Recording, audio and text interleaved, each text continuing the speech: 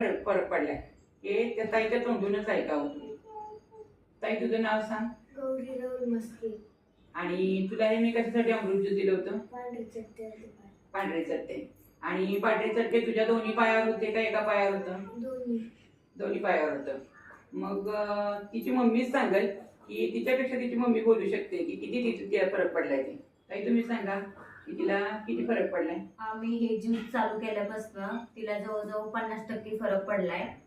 आणि बरेच लोकांचं म्हणणं आहे हा पांढऱ्या चट्टे जातच नाही, पण हे अमृत ज्यूस चालू केल्यापासून त्याची वाढ पण नाही झाली आणि रिझल्ट पण खूप छान आलाय. म्हणजे एका पायावरचं उजव्या पायावरचं तर पूर्ण गेलेले आणि डाव्या पायावर आहे ते प्रमाण कमी कमी होत चाललंय. तुम्ही ते कसं कसं देत होता तिला? ते कोमट पाण्यातनं देतो. 5 ml. हो 5 ml. 5 ml सकाळी, 5 ml संध्याकाळी 5 ml. बरोबर का नाही? हो. म्हणजे हा रिझल्ट बघून तुम्ही समाधानी आहात? समाधानी आहे.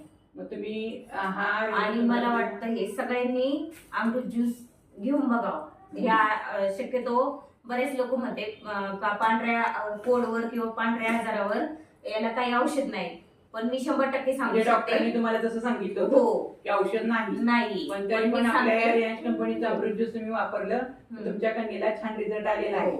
तर हर हर रियांश घर घर रियांश, हर हर रियांश घर घर रियांश.